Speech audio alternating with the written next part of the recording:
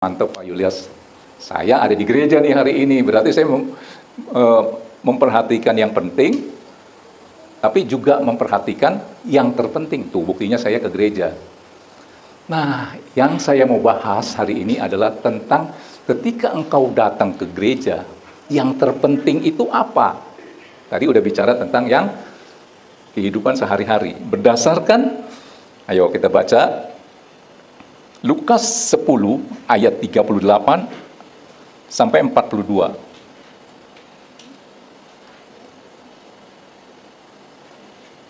Kita cek nih.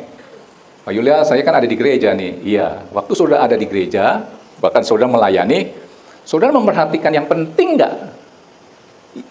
Memperhatikan yang terpenting. Kita sering dalam melayani Tuhan, dalam beribadah, memperhatikan yang penting, tapi mengabaikan yang terpenting. Bicara dalam ibadah nih. Saudara kan ada di tempat ini, berarti saudara menguduskan hari Sabat, spesialkan hari buat Tuhan, yaitu hari Minggu. Kita baca ini, nanti saya jelasin ya. Ketika Yesus dan murid-muridnya dalam perjalanan, tibalah ia di sebuah kampung. Seorang perempuan yang bernama Marta menerima dia di rumahnya. Ini dua gambaran orang Kristen yang ada di dalam gereja dan melayani. Ayo, next. Perempuan itu mempunyai seorang saudara yang bernama Maria. Ada dua tipe kan, orang Kristen ini di dalam beribadah dan melayani Tuhan, yaitu apa? Marta dan Maria.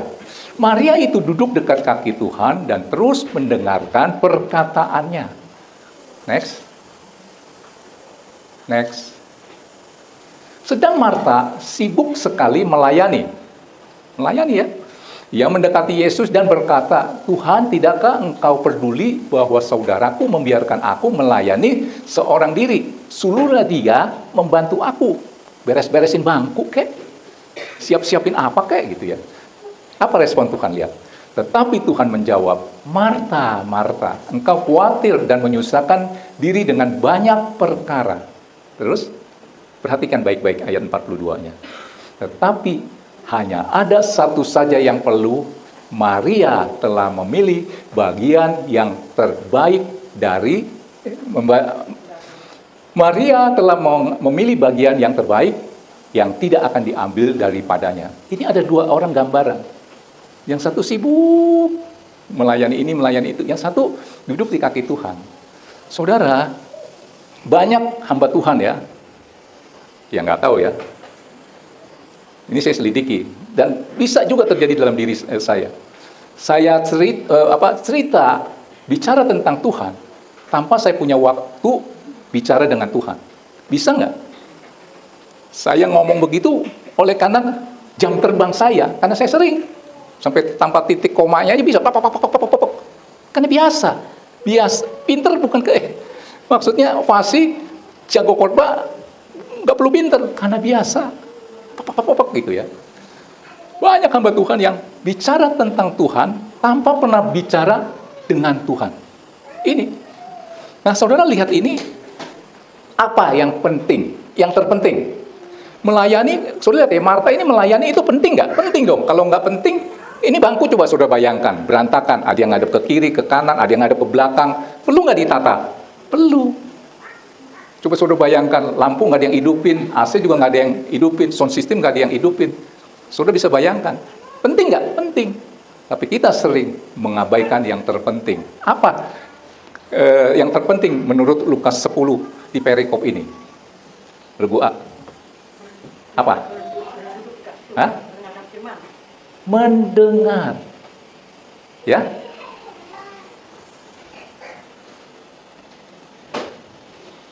Apa itu yang terpenting berdasarkan perikop di atas? Yang terpenting adalah mendengar. Karena mendengar itu adalah kebutuhan roh. Ya, ini yang terpenting. Coba dikeluarkan sebentar, Roma 10 ayat 17. Saya bacakan ya biar cepat. Jadi iman timbul dari pendengaran dan pendengaran oleh firman Kristus. Jadi waktu kita datang, kita sibuk misalnya nyanyi, puji-pujian, penyembahan. Waktu firman disampaikan, kita sibuk dengan handphone. Nggak ada dapat berkat. Coba keluarkan. Kalau kita memperhatikan yang terpenting, yaitu mendengar, ibadah kita berkenan. Kehadiran saudara ini berkenan dan membuat Tuhan tersenyum. Terambil daripada Pengkhotbah 4 ayat 17, coba. Kadang-kadang ayatnya nggak cocok dengan Alkitab yang sesungguhnya. Coba benar nggak? Pengkhotbah 4 ayat 17. Ayo. Ada? Coba dibantu. Firman-Nya berkata begini. Jagalah langkahmu, kalau engkau berjalan ke rumah Allah, menghampiri untuk mendengar adalah lebih baik daripada mempersembahkan korban yang dilakukan oleh orang-orang bodoh, karena mereka tidak tahu bahwa mereka berbuat jahat. Gambaran daripada Lukas 10 itu ada 2 orang, itu sama-sama melayani Tuhan. Tapi ternyata Maria mengambil bagian yang terbaik, yaitu dia duduk di kaki Tuhan, dengar-dengaran. Sedangkan Maria, dia sibuk ke kanan ke kiri. Dulu kita di sini, kalau Natal itu heboh ya, sampai kita bikin tenda, bayangkan aja. Terus saya selidiki, wah sibuk untuk perayaan Tuhan Yesus ulang tahun. Tapi nggak ikut ibadah tuh, karena sibuk ngurusin nanti konsumsi ini begitu. Saya sering turun, loh kok kamu nggak ke atas? Itu dia sibuk. Ini gambaran Marta tuh. Firman disampaikan di sini, dia nggak ikut tuh. Ada nggak ya seperti itu? Masih ingat dulu? Waktu lagi heboh-hebohnya kalau Natal di sini, sejak itu saya nggak mau. Ya, karena ini kesaksian ya, saya pernah sampaikan. Setiap kali ibadah Natal, nanti selesai Natal, saya kehilangan damai sejahtera, sukacita, nggak ada. Padahal udah capek loh. Sampai ausnya bukan main. Ngurusin Natal ini, Natal itu. Biasanya pulang itu, dari sini saya akan berdoa. Kenapa saya kehilangan damai sejahtera begitu merayakan Natal? Dan ada suara Tuhan di dalam hati saya begini.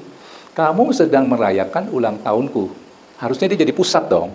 Ya, Allah itu adalah firman. Tapi apa yang kamu lakukan untukku, kata Tuhan? Saya masih ingat di sini karena banyak acaranya. Hamba Tuhan lagi nyampein firman. Waktu itu Pak Anthony Edwin. Kita udah sodorin kertas. Pak, jangan lama-lama, banyak acara. Firman gak terlalu penting. Renungan aja deh, 5 menit aja deh. Kita banyak acara nih, ntar ada acara ini, acara game itu. Tuhan ngomong apa di dalam hati saya? Kau tahu gak waktu ulang tahunku itu, waktu lagi Natal? Aku tuh gak ada di tengah kumpulan pesta ulang tahunku. Aku ada di luar. Saudara bayangkan, aku tuh gak ada di dalam. Firman itu kan Tuhan sendiri. Ikat. Pak, jangan lama-lama dong. 10 menit aja, kasih renungan aja. Hilang damai sejahtera saya. Sekarang kan saya nggak mau. Firman dia sampaikan seperti di hari biasa. Yang ulang tahun Tuhan Yesusnya nggak ada di sini. Karena kita tidak memberi tempat kepada dia. Firman jangan lama-lama. Saudara pernah dengar kata-kata ini nggak? Kalau rapat nih nanti renungan aja deh. Kita banyak acara. Belum nanti sekolah minggu, belum kaum pria, belum kaum wanita, belum paduan suara ini, vokal grup ini itu, belum nanti ada acara-acara ini. Jadi firman Tuhan, renungan aja 5 menit.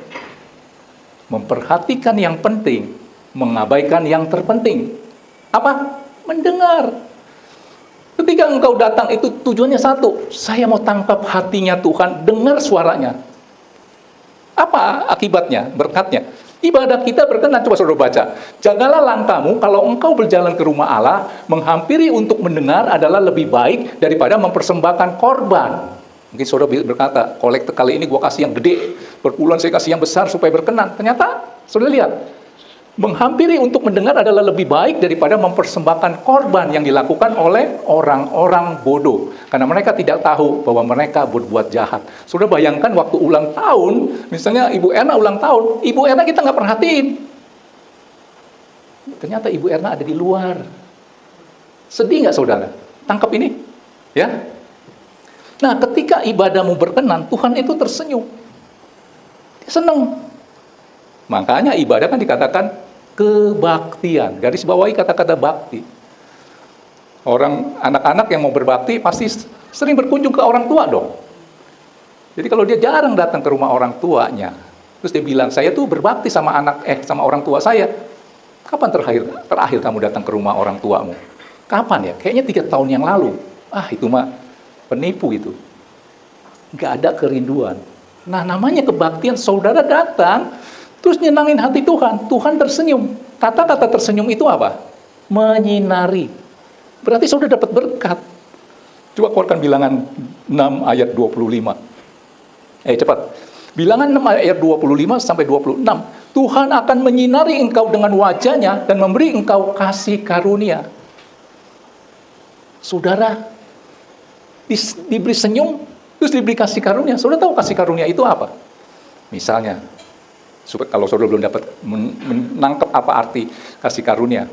Hebat ya, sekarang lu udah jadi direktur. Nah, kalau dia anak Tuhan, dia akan ngomong apa? Ya, semua karena kasih karunia. Kalau orang dunia bilang, ya hoki gue lagi bagus. Ternyata kasih karunia itu rezeki. 10 orang, cuma saudara yang dipilih untuk mendapatkan hadiah. Berarti saudara memperoleh kasih karunia. Orang dunia bilang, lu hoki amat, lu kepilih. Tangkap ini. Firman-Nya berkata, Tuhan menyinari engkau dengan wajahnya, memberi engkau rezeki, kasih karunia. Ada 10 orang, cuma satu-satunya yang dapat, itu disebut orang itu memperoleh kasih karunia. Kalau saudara datang beribadah, untuk apa? Mendengar seperti Maria ini. Tangkap ini, ayat 26-nya. 26. Menghadap. Misalnya saya gini, saya menghadap ke Aprianto. Kenapa? Aprianto itu nyenangin hati saya. Jadi fokus. Tuhan menghadapkan wajahnya kepadamu untuk memberi engkau damai sejahtera. Seperti awal cerita, yang orang dapat bunga yang bagus itu, ada damai sejahtera. Manusia kan mencari itu. Dia cari uang, banyak-banyak, sibukin diri. Akhirnya dia bilang, udah, gue pengen menenangkan diri, mencari ketenangan, damai sejahtera. Dia pergi ke hutan, camping. Sering kita lihat ya, orang kota mau ke desa, orang desa mau ke kota. Yang lagi di pusat keramaian, mau ke tempat sepi. Yang ada di tempat sepi, mau ke tempat keramaian. Betul nggak? Yang di laut, pengennya ada di hutan. Yang di hutan, pengen di laut. Tujuannya apa? Di pinggir laut maksud saya. Mencari ketenangan, damai sejahtera. Ternyata ketika engkau mendapat Tuhan, engkau mendapatkan ini. Apa? Damai sejahtera. Nah, keluarkan lagi. 1 Samuel 15 ayat 22. Ketika Saul begitu bangga, dia dapatin kambing-kambing domba yang gemuk-gemuk. Padahal perintah Tuhan itu adalah bunuh semuanya. Tapi dia punya pikiran, yang kurus-kurus gua bunuh-bunuhin, yang gemuk-gemuk gua biarkan hidup untuk dipersembahkan kepada Tuhan. Dia pikir Tuhan senang. Ya. 1 Samuel 15 ayat 22. Tetapi Samuel menjawab, apakah Tuhan berkenan kepada korban bakaran dan korban sembelian sama seperti kepada mendengar suara Tuhan? Sesungguhnya mendengarkan lebih baik daripada korban sembelihan. Memperhatikan lebih baik daripada lemak domba-domba jantan. Saudara tangkap sesuatu? Apa itu yang terpenting? Mendengar. Nah, saudara, untuk mendengar, kita kan berdoa ya. Sekarang coba, definisi berdoa itu apa? Sebagian akan berkata, napas orang Kristen. Berkata napas itu, dia bukan kewajiban, tapi kebutuhan. Ya, yang nggak napas 1 jam pasti mati. Kan itu kebutuhan. Sebagian akan berkata begitu. Apalagi selain definisi doa itu adalah napas orang Kristen. Apalagi? Melekat untuk menyerap kekuatan daripada Tuhan, ya. Mendekat menerima sesuatu. Itu apa? Bicara apa? Mendengar. Makanya kalau saya berdoa, terus tanpa firman dalam doa saya, maka doa saya itu akan sayanya merasa capek, bosan, melelahkan. Ketika engkau mengucapkan doamu, bicara 100%, 100%-nya itu kata-katamu sendiri itu. Saudara doanya capek. Saya tuh nggak pernah begitu. Bahkan sekarang saya berdoa, 70% itu saya pakai kata-kata Tuhan. 30% pakai kata-kata saya gabungkan. Kata-kata saya itu biasa. Kata-kata Tuhan, yaitu firman Tuhan, itu luar biasa. Ketika saya gabungkan jadi satu, berbentuk doa, itu luar biasa. Maka saudara lihat doa saya tadi. Bangun tidur, melek. Saya sering nih ajarin sama Luki, kita tadi udah doa belum? Doa itu nggak harus lipat tangan. Begitu saudara melek, saudara berkata aja sama Tuhan. Sebut nama Tuhan Yesus dulu. Tuhan Yesus, terima kasih. Buat dong hati saya gembira karena Tuhan. Itu tuh selalu saya doakan. Karena firman-Mu berkata, dan bergembiralah karena Tuhan, maka Dia akan memberikan kepadamu apa yang diinginkan hatimu. Berarti ada kata-kata saya, ada kata-kata Tuhan. Nangkep nggak? Terus lanjutannya, coba dikeluarkan sebentar, nggak apa-apa. Mazmur 37 ayat 4. Ayat 5-nya, serahkanlah hidupmu kepada Tuhan dan percayalah kepadanya. Dan Dia akan bertindak. Ayat 6-nya, Ia akan memunculkan kebenaranmu seperti terang, hakmu seperti siang. Buat hati saya penuh dengan damai sejahtera, sukacita oleh Roh Kudus. Karena firman Tuhan berkata, kerajaan Allah bukan soal makanan dan minuman, tapi kebenaran, damai sejahtera, dan sukacita oleh Roh Kudus. Ini contoh doa saya. Biar aku tenggelam dalam kebenaran-Mu. Lihat contoh doa saya nih. Makanya doa saya itu bisa berjam-jam karena itu. Ini namanya doa dua arah. Ada saatnya saudara ngomong, ada saatnya saudara diam, Tuhan yang ngomong. Tangkap ini. Tadi definisi doa adalah mendekat, melekat untuk menerima sesuatu. Doa itu menyerap kekuatan yang dari Tuhan. Makanya kalau saudara nggak ada firman Tuhan, saya juga bingung kalau saudara bisa berdoa 1 jam. Lu ngomongin apa aja? Saudara bayangkan kalau saudara ngomong di telepon, saudara sendiri yang ngomong. Kayaknya 5 menit habis tuh kata-katamu. Tapi kalau yang di sana nyaut, oh begini, gini. Masa sih yang benar nih? Sana nyaut lagi. Jadi itu namanya doa dua arah. Tangkap ini. Makanya yang terpenting itu mendengar. Dalam doamu itu mendengar, yaitu firman. Tuhan, saya pengen nyenangin hati Tuhan. Saya mau utamakan Tuhan. Saya mau cari dahulu kerajaan Allah dan kebenarannya. Saya lagi ucapin firman nggak? Maka semuanya akan ditambahkan kepadamu. Di atas rata-rata. So lagi lakukan apa? Pekerjaan ini, pekerjaan itu. Amsal bilang, serahkanlah perbuatanmu kepada Tuhan, maka terlaksanalah rencanamu. Saya punya rencana ini, rencana itu. Mengerti? Ya? Nah,